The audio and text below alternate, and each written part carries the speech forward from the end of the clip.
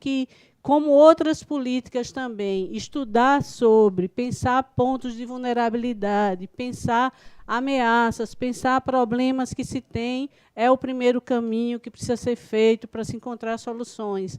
Penso que a gente aqui hoje superou a possibilidade de pensar... Raquel, poderia ficar, professora Raquel, que a gente tem a resposta.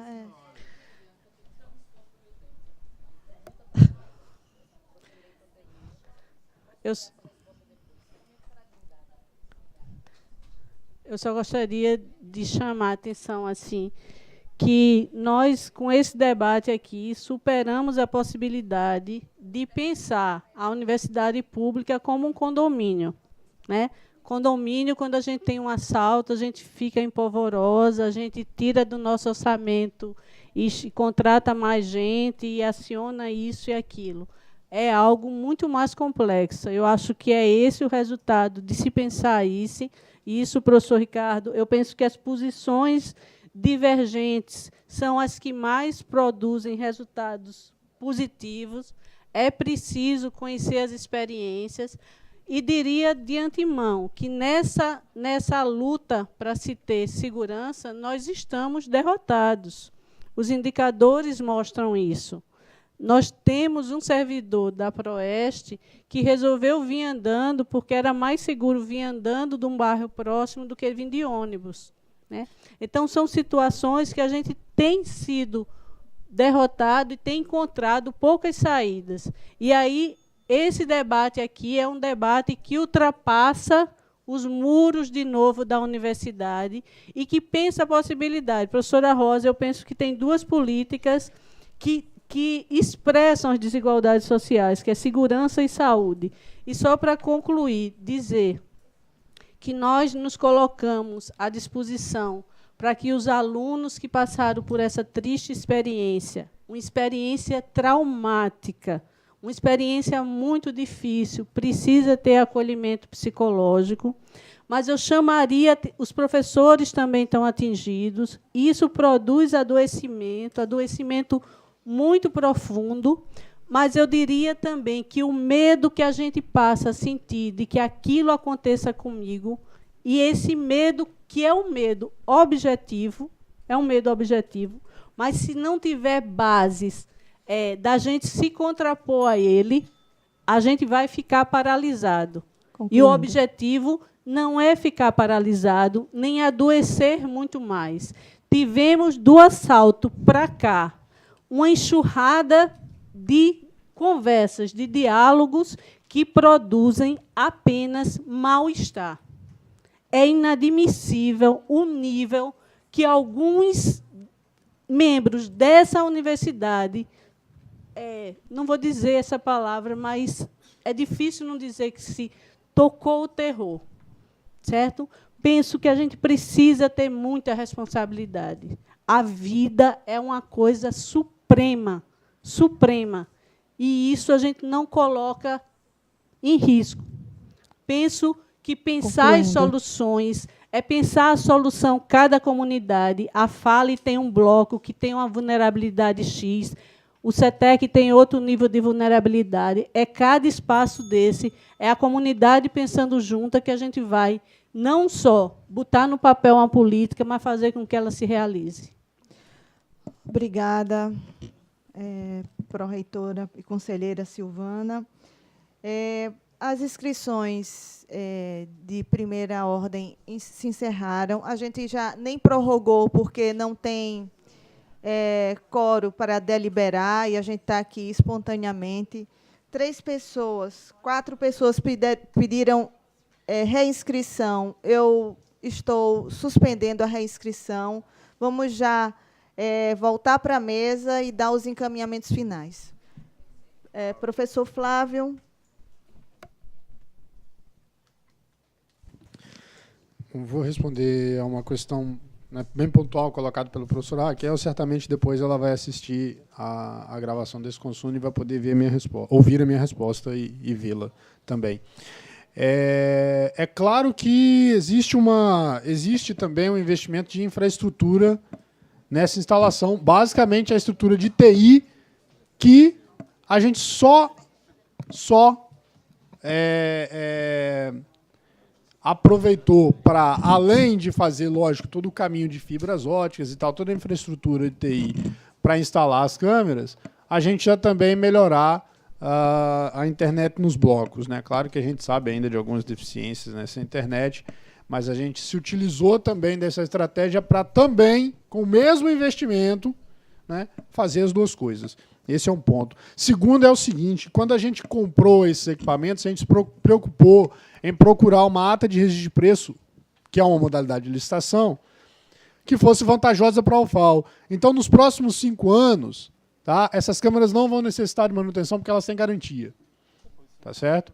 Depois de 5 anos, a gente ou vai haver uma troca, né, e se elas ainda estiverem em boas condições e ainda a tecnologia atender os interesses da UFAL, a gente faz um contrato de manutenção, isso é bem tranquilo.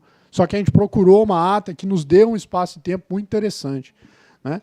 Então, tem 5 anos de garantia, tá certo? Todo esse parque tecnológico.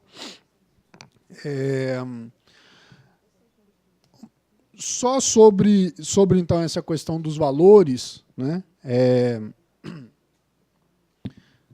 A questão não passa só por valores. Veja, aquela diferença que tem, Thiago, é exatamente essa economia que está sendo colocada. Não é porque não se investiu mais. É exatamente porque se investiu menos uma coisa mais eficiente. E essa questão dos valores, tá, não é a única questão que nos levou a tomar a decisão de trocar esse contrato de prestação de serviço por uma opção diferente, né? Esse contrato de prestação de serviço de segurança eletrônica, nos estudos que nós fizemos, ele tinha uma série de problemas, inclusive a UFAL pagar a emissão de 20 mil cartões daquele por mês sem ser utilizados, né? Então, antes da gente tomar essa decisão, uma série de questões foram feitas ainda dentro do contrato e a gente já conseguiu economizar dentro do contrato antes de fazer a efetiva mudança no parque tecnológico, tá? Por exemplo, né, suspender essa emissão de 20 cartões por mês que não era utilizado, enfim.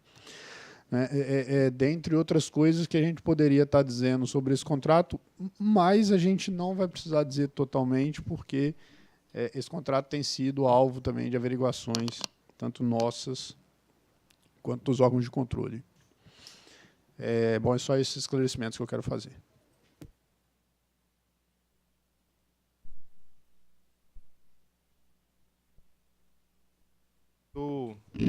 Eu me contive durante todo o Consune pelo número de inscrições. Acho que haviam pessoas presentes que precisavam e deviam falar.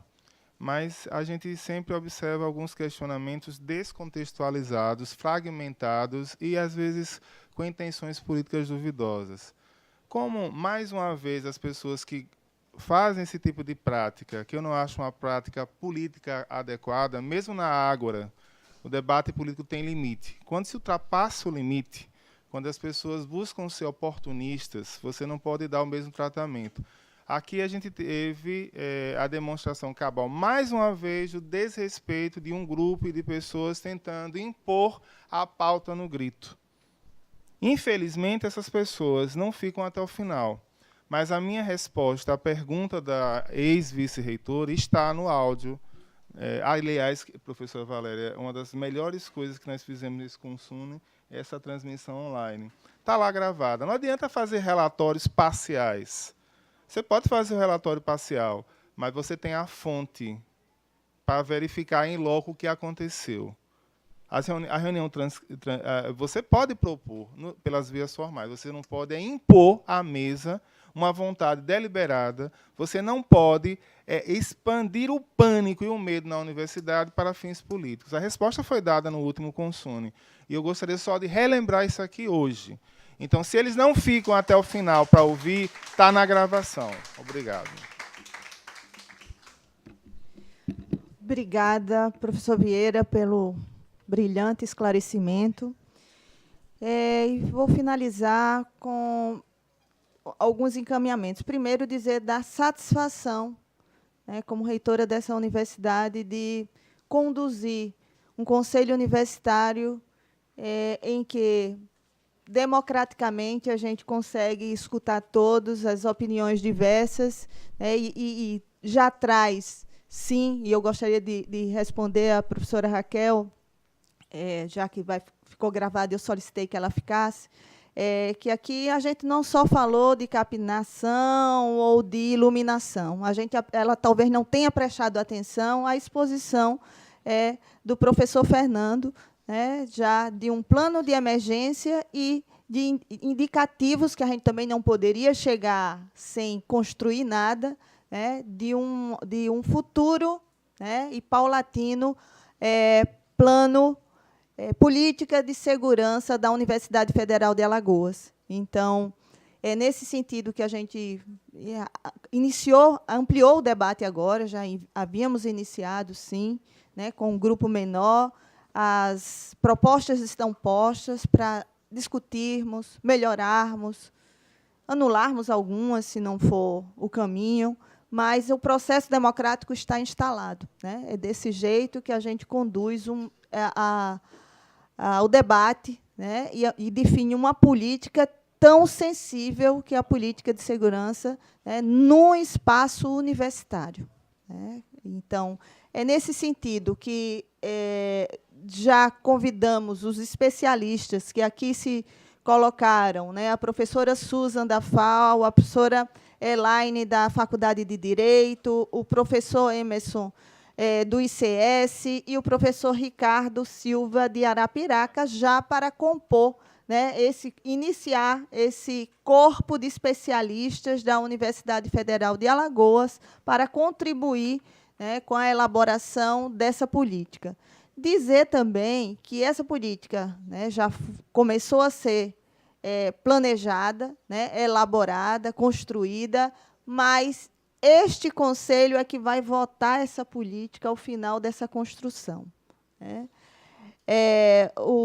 A escolha dos conselheiros para compor o GT, não temos quórum, não vamos fazer hoje, vamos fazer em uma outra reunião, mas já convido a representação do FAO, do Sintufal e do DCE-SEB, e o representante da Associação de Negros Universitários, que também se colocou à disposição, Baruque, e aí vocês escolhem quem será o representante para compor de imediato o GT. E já marco a primeira reunião ampliada para a próxima quarta-feira, dia 21/3, às 14 horas, aqui nesta sala. Penso também, Tiago, Gisele, que o Risonilda, que aí também se tirar uma representação do nosso hospital universitário, já que já tem um GT lá trabalhando, a gente se associar, né, dentro das propostas que vocês três fizeram. Então, também um representante do hospital universitário, do GT do hospital universitário, para nos ajudar nessa elaboração.